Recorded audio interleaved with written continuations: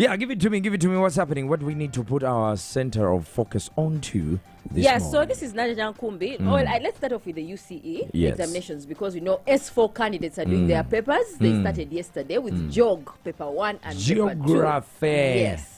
And there were no major incidents. We didn't see reports of malpractice, according to the spokesperson for UNEB, that is Jennifer Kalule. She says that there have not been any incidents, but in case they come, in the eventuality that they come, well, we will be made aware if they have been. But the day was peaceful except for disruptions. Today they are doing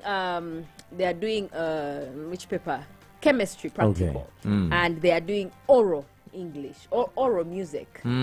Yeah, those are the papers they are doing. However, there is concern because 13 candidates in Bukoma Simbi district did not show up for examinations. How many?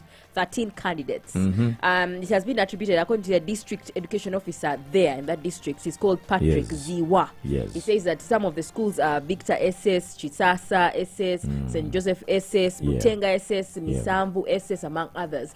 Out of 1,200 candidates who registered, only 13 didn't show up. Among them were 3 girls. One boy had domestic issues when he woke up. The parents had domestic issues, so he couldn't go. Then there are just 3 others in Butenga who just ran away from home. When they realized today is D-Day for examinations, they get up and run away from home. Oh my God. Yeah. Then there was also an incident, I think, in one of the schools here where 5 candidates missed out on their examinations because they did not complete school fees. That's very possible, because I remember when I was in my A-level, when we were doing History 3, that's the paper like I was very comfortable with, like 100% comfortable. Never and comfortable then with history. I had a fees balance. And I'm the only student in class that had not completed 100%. So they came and called me out. The only one. It was among they should have had mercy. It was among the last papers. Oh, they had really been patient. They had really been patient. So when they called me out, the other students started the examination. So they knew Katitumuina. They gotta pay. I mean, when we call the people responsible, they gotta pay, and no one was coming through, and I was just all tears rolling, crying, and they let me into the examination again. I asked that paper. You know the things of, first looking at the number, or I do A, or I do B. Me, I did them in order. Because, by the way, I was very super. And yet you went in late for the paper. And I finished on time. Wow, that was good. And I got an A in history. Wow. Yeah. I was supposed to perform better, but I failed geography. I don't know how. So this is what happened to me when it came to geography. You know, geography over paper what? Paper 3, I think, had graphs. You're talking about HSC now. HSC, yes. And then after those graphs, we sort of like discussed after the exam. And everyone was saying, the graph debate, and mine was not among what everyone was discussing. I know that feeling. Oh, you're like, you guys, if you're doing exams, after the examination, don't get into the discussion of the paper that you've done. Even there are these incidents where kids are ordering, especially history. Teacher, can I have another full scan? I know. Vigilator, can and you're like, am I doing the same exam with these people? Or besides, if I had not messed up with that geography paper, I would have performed extremely highly. I performed highly, but I would have performed extremely highly. So students that are out there, we understand what you're going through. And if a student misses an exam because of school fees, they are validated. The kid will not have to do. But Jennifer Kalule yesterday was speaking, and she said kids should be allowed to do these exams. UNEB, as an examination body, will withhold their examinations until they pay. It is always better for the kids to sit and then they pay. So it's fair. Away from that, what else do we have happening? Well, away from that, that's why we go to John Kigonyogo, who's spokesperson for FBC Nadia Nkumbi, where he was talking about the completion rates of kids in school. FDC is concerned because they are saying between primary 1 and primary 7, you realize that the kids who start, almost half of them don't complete 7. Where do they go? Then from P7 to S4, the ones who joined do not complete by the time they're sitting for S4. So they're wondering that they're asking the Ministry of Education to dig deeper into this issue. Why do kids not complete their education?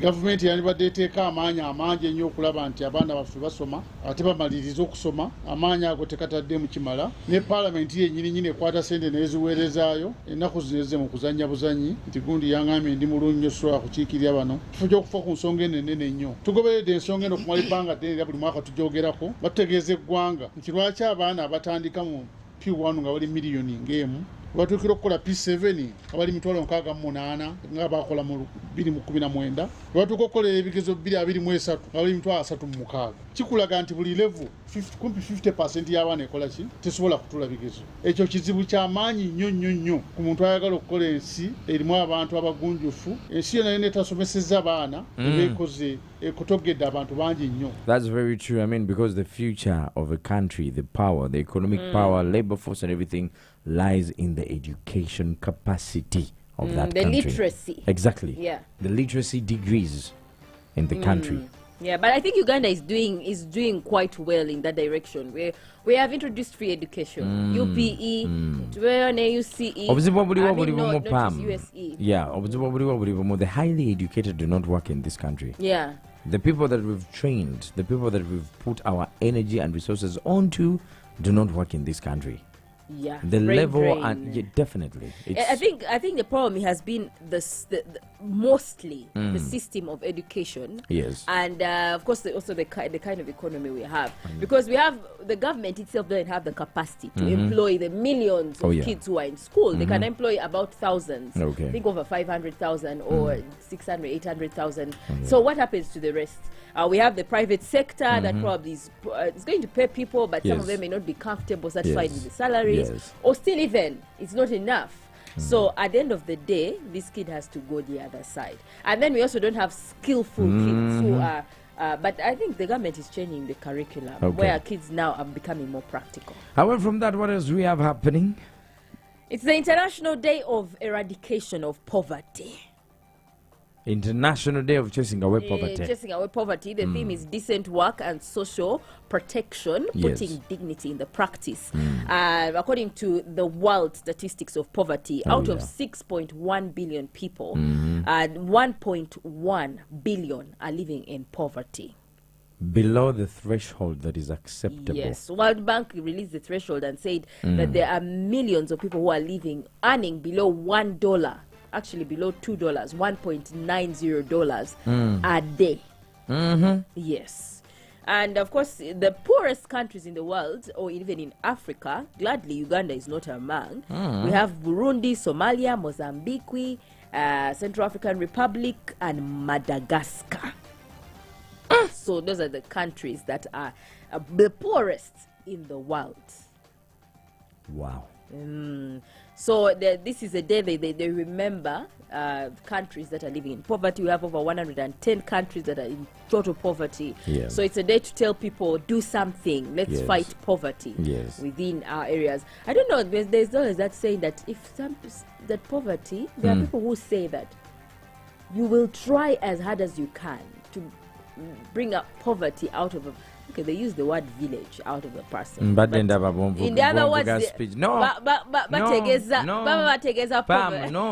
somebody can drive their Range Rover, but when they have a lot of village in them, hey.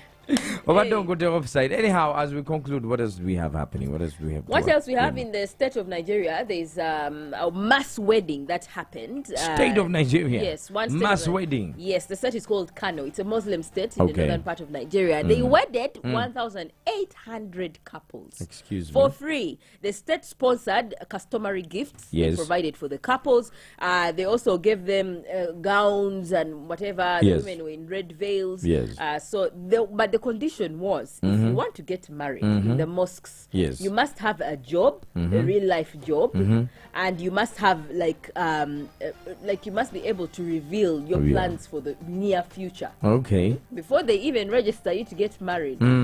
So when these people saw, some of them were tailors, some of them were tundamanda, some of them, but they have been saying because of poverty, they cannot get married. Marriage if they put like a statewide funded wedding in Uganda. And they say, all of you that want to get married from Gulu all the way down in Kanungu, you come to Kampala. We shall take you to Nambole. We shall have like 5 million couples. Only. Okay, the ones who meet the standard of, you must have some sort of employment and... Everything in Uganda is possible. Hey. Even if you ask me to meet a particular standard today, by tomorrow I'll have a way of having it. Nadaranga mulimu empapula. This is the Mid-Morning Tukone 100.2 Galaxy FM. It's a beautiful day. Thank you so much for being a part of the show, Pam. We'll be back here later on to let you know what's happening in the country. But you can check out more stories. Kuchitimba. www.galaxyfm.co.ug. Now here's Rita Ora. Konkone.